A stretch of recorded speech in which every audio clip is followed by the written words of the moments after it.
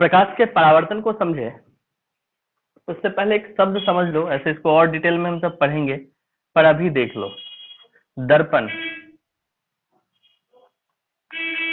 Mirror, जानते हो ना क्या होता है? मिरर या दर्पण हमारे तुम्हारे लिए सिर्फ आईना है जिसमें हम अपना चेहरा देख रहे हैं, पर फिजिक्स में, विज्ञान की भाषा में मिरर या दर्पण हर उस पदार्थ को कहते हैं जो खुद पर पड़ने वाले प्रकाश के अधिकतम परिमाण को, मैक्सिमम अमाउंट ऑफ लाइट जो है उसको वो रिफ्लेक्ट कर दे, लौटा दे। जैसे तुम्हारे लिए शीशा, शीशा तुम्हारा प्रतिबिंब क्यों बनाता है? क्योंकि प्रकाश तुम पर पड़ा, वो पूरा प्रकाश परावर्तित होकर आईने पर पड़ा, और फिर आईने से जब रिफ्लेक्ट हो रहा है तो तुमको दिखाई दे रहा है। एक लाइन में तुमको हम कह रहे हैं जो प्रकाश के अधिकतम परिमाण को लौटा देता है। अब इसका क्या मतलब है? तुम एक नया नया थाली उठा के लाओ, क्या तुमको उसमें तुम्हारा चेहरा नजर आता है? बिल्कुल नजर आएगा। कोई भी चमकीला सरफेस हो जाए, एल्युमिनियम का हो, स्टील का हो, जिस भी चीज का हो, अगर सतह चमकीला है तो उसमें तुमको अपना चेहरा दिखाई देगा, और जब चेहरा दिखाई देगा तो तुम जान सकते हो, समझ सकते हो कि वो प्रकाश के अधिकतम परिमाण को लौटा रहा है, और लौटा रहा है इसलिए वो क्या है? दर्पण है। तो अब दर्पण का ये मतलब एकदम मत समझना कि वो दर्पण ही होता है, सिर्फ वो कुछ भी हो सकता है जो प्रकाश के अधिकतम परिमाण को लौटा रहा हो। तो दर्पण शब्द समझ गए, भविष्य में परिभाषा लिखेंगे हम सब। अभी हम सब सीधे सीधे आते हैं प्रकाश के परावर्तन पर। प्रकाश का परावर्तन, प्रकाश स्रोत से आकर दर्पण पर पड़ने वाली प्रकाश की किरणें दर्पण से टकराकर पुनः उसी माध्यम में लौट जाती है। प्रकाश की इस घटना को प्रकाश का परावर्तन कहते हैं। परावर्तन शब्द से पता चल रहा होगा, लौट जाना, परावर्तित होना। और अब सवाल है कहां से लौटना? तो मान लो किसी प्रकाश स्रोत से, सूर्य से ही क्यों ना हो, प्रकाश की किरणें आई, दर्पण से टकराई, और दर्पण से टकराने के बाद पुनः उसी माध्यम में लौट जाना, ये जो घटना है, इसी घटना को हम कहते हैं प्रकाश का परावर्तन। अब यहाँ एक लाइन है, पुनः उसी माध्यम में लौट जाती है। ये माध्यम का क्या मतलब है? तो अभी प्रकाश की किरणें हवा से होते हुए आई, दर्पण से टकराई, अब ये दर्पण कांच हो या स्टील का प्लेट हो या कुछ भी हो, उससे टकराने के बाद पुनः उसी माध्यम में लौट गई। उसी माध्यम यानी हवा से आया और हवा में ही लौट गया। तो हवा जो है वो माध्यम है, और यहाँ आना और लौटना दोनों एक ही माध्यम यानी हवा में हो रहा है, इसलिए इस घटना को प्रकाश का परावर्तन कहेंगे। समझ गए बात को? प्रकाश का परावर्तन सिर्फ दर्पण में हो जरूरी नहीं है। हर चीज जो हमको नजर आती है वो उसी सूरत में दिखाई देती है जब प्रकाश उस पर पड़ता है और परावर्तित होता है।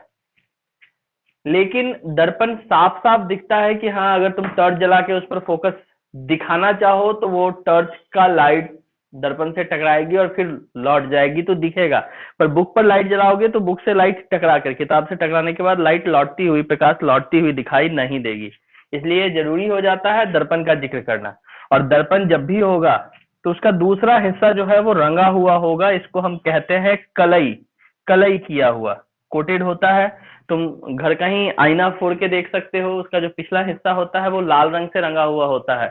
तो कलई किया जाता है उस पर, ताकि प्रकाश आर पार ना निकल सके, टकराए और फिर लौट के वापस जिस माध्यम से निकला था उसी माध्यम में आ जाए। तो ये हिसाब किताब है परावर्तन का। अब इस जगह कुछ खास नाम सीखो, समझो। इसको हम कहते हैं आपतित किरण। इसको हम कहते हैं आपतित किरण। ये लौटने वाली किरण है, इसको हम कहते हैं परावर्तित किरण। ये बिंदु है, ये वो बिंदु है, दर्पण का वो बिंदु है जहां प्रकाश किरणें आकर पड़ी थी। तो इस बिंदु का नाम होता है आपतन बिंदु। ये तो दर्पण है ही। आपतन बिंदु पर अगर एक लंब डाल दिया जाए, आपतन बिंदु पर एक लंब डाल दिया जाए, लंब का मतलब एकदम सीधा 90 डिग्री बनाने वाला एक लाइन, तो ये जो लंब होगा, इस लंब को हम कहते हैं अभिलंब। लंब का नाम क्या हो गया? अभिलंब। अब एक खास बात बताते हैं, दीवार पर ही तुम गेंद को किसी कोण को बनाते हुए मारो, अगर गेंद इस तरह से जा रहा होगा तो फिर टकराने के बाद वो ऐसे लौट जाएगा। जैसे इस तरह से गेंद मारे, टकराया तो ऐसे गया, ऐसे मारते टकराता तो ऐसे आता। पर अगर हम सीधा ही गेंद को नीचे मार दे तो गेंद सीधा जाएगा और वापस आ जाएगा। तो अभिलंब वो स्थिति है कि अगर उससे होता हुआ दर्पण पर प्रकाश पड़े तो दर्पण से टकराने के बाद यह उसी जगह, उसी पथ पर वापस लौट जाता है। आपतित किरण और अभिलंब के बीच बने कोण का नाम होता है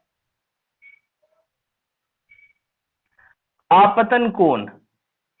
इसको हम दर्शाते हैं स्मॉल लेटर के आई से। तुमको जैसे मन करे आई लिख सकते हो, हम ऐसे लिखते हैं तो लिख दिए। और जो कोण अभिलंब और परावर्तित किरण, यानी परावर्तित किरण और अभिलंब के बीच जो कोण बनता है उसका नाम होता है परावर्तन कोण। इसको हम किससे दर्शाते हैं? इसको हम दर्शाते हैं आर से। तो ये हो गया पूरा चित्रण प्रकाश के परावर्तन का। तो अगला टॉपिक है प्रकाश के परावर्तन के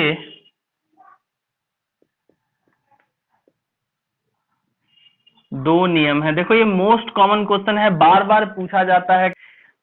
पहला नियम जो है वो है आपतित किरण, परावर्तित किरण और आपतन बिंदु पर डाला गया अभिलंब। इतना बड़ा ना लिखे, हम सिर्फ अभिलंब भी लिख दे तब भी चलेगा। आपतित किरण, परावर्तित किरण और अभिलंब तीनों एक ही समतल में होते हैं। समतल कहने का मतलब दर्पण हो गया कि दर्पण के एक ही बिंदु पर तीनों पड़ा होता है। जिस बिंदु पर आपतित पड़ा है उसी बिंदु पर परावर्तित है और उसी बिंदु पर अभिलंब है। तो पहला नियम यही है, आपतित किरण, परावर्तित किरण और अभिलंब तीनों एक ही समतल में होते हैं। आपतित किरण, परावर्तित किरण और आपतन बिंदु पर डाला गया अभिलंब तीनों एक ही समतल में होते हैं। और दूसरा देख लो, ये है कौन सा कोण? आपतन कोण। और ये है परावर्तन कोण। तो आपतन कोण और परावर्तन कोण का मान सदैव बराबर होता है। तो ये दो नियम है परावर्तन के। पहला, आपतित किरण, परावर्तित किरण और आपतन बिंदु पर डाला गया अभिलंब तीनों एक ही समतल में होते हैं। दूसरा, आपतन कोण तथा परावर्तन कोण का मान सदैव बराबर होता है, मतलब ये और ये हमेशा बराबर होता है। ये है परावर्तन के नियम। जितना भी चित्र में तुम्हारा टर्म था वो सब यही था, यानी प्रकाश के परावर्तन को दर्शाने के लिए जो रेखा चित्र हम सब खींचे थे, उस रेखा चित्र में जो भी पद था वो सब यही था।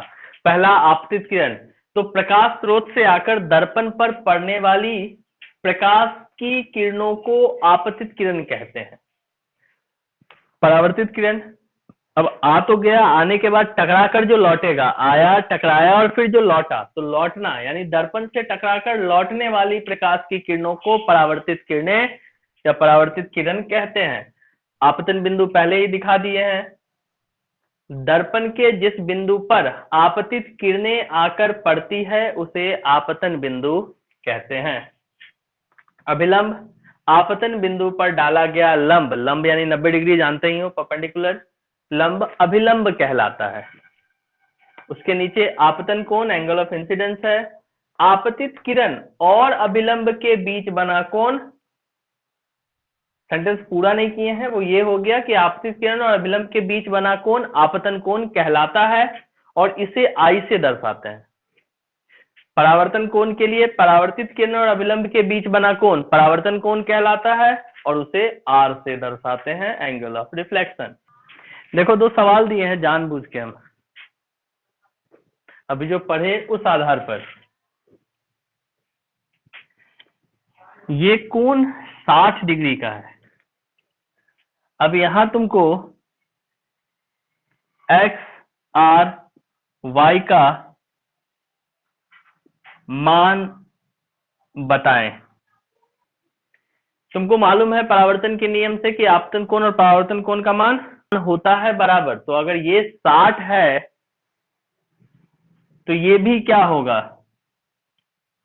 60। और अगर ये 60 हो गया तो अभिलंब के बारे में तो तुमको बहुत अच्छे से पता है। कि अभिलंब मतलब इस बिंदु पर कितना डिग्री, अभिलंब सीधा होता है 90 डिग्री। ठीक है, मेरा चित्र देख के ये सीधा ना लग रहा हो, पर ये होता क्या है 90 डिग्री। तो ये पूरा मतलब साफ है कि इधर ये पूरा 90 का काम करेगा और इधर ये पूरा 90 का काम करेगा, करेगा कि नहीं करेगा। 90 में ये 60 है, तो इस भाई साहब के लिए कितना छोड़ा,